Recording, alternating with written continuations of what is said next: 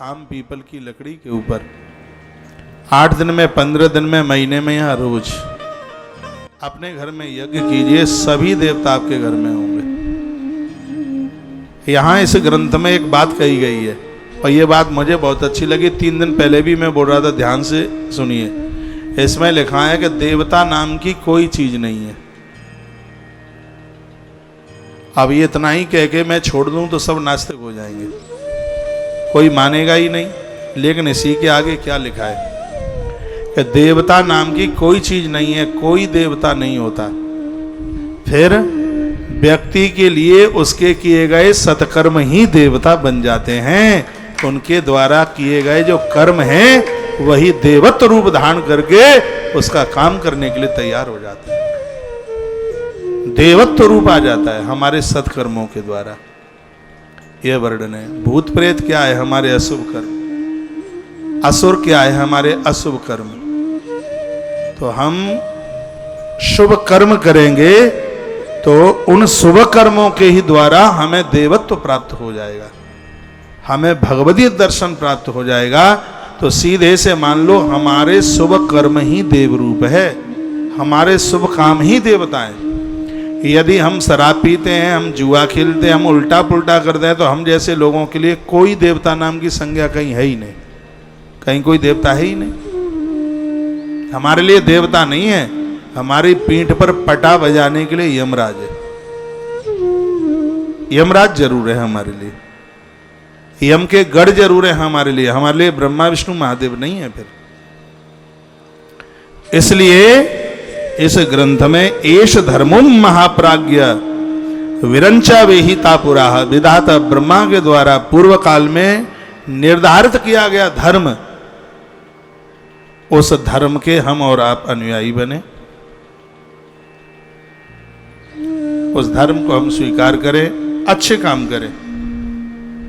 वही देवता हैं, वही पितर हैं जहां धर्म है।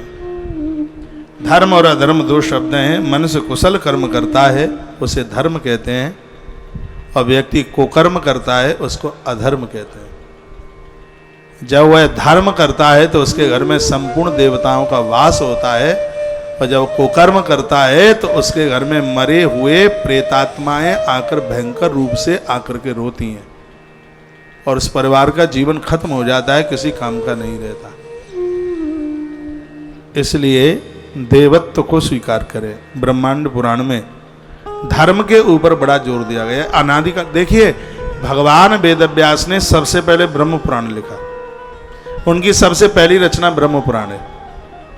18 पुराणों में, पुराण तो उन्होंने 90 लिखे हैं, भगवान वेदव्यास ने 90 पुराण लिखे हैं।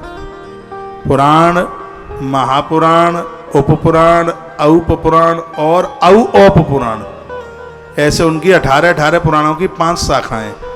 तो 18 × 5 90 ही होगा। मुझे तो ऐसा लग रहा था कि आप ये पुराण सुनते सुनते अब थक गए हैं, 1.25 साल हो गई है। हाँ, अब ये लग रहा होगा पता नहीं ये पुराण कब तक चलेंगे।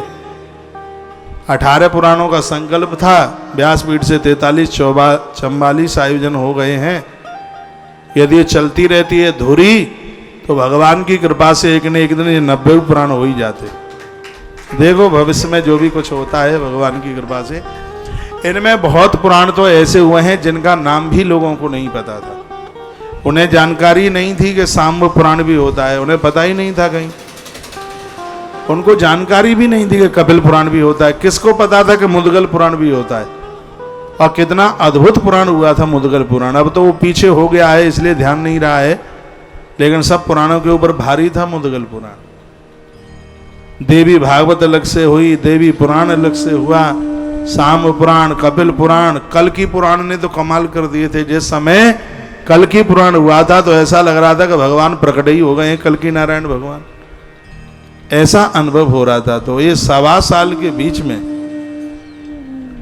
जो अद्भुत कथाओं का एक ऐसा चल रहा था कि कथा का युग आ गया है, कथा की एक सरता बह रही है, ऐसा अनुभव हो रहा था। इसमें बहुत ऐसे पुराण थे, बस लोगों को यही पता था कि 18 पुराण होते हैं, लेकिन यह जानकारी नहीं थी कि कौन कौन से 18 पुराण होते हैं।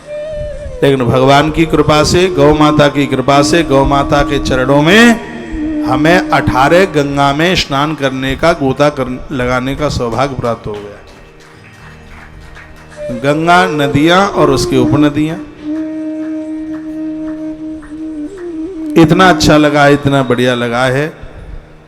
तो आप जो 1.25 साल से आप सुन रहे हैं, और इसमें भी वर्णन किया गया अधर्मो बलवान ऐसा हिंसा अधर्म स्यातता, वही लोग असुर हैं, अपराधी हैं, अन्यायी हैं, जो खोटे काम करते हैं, दुराचार करते हैं, लोगों को ठगते हैं। ऐसा व्यापार मत करना जिसमें मिलावट करनी पड़े।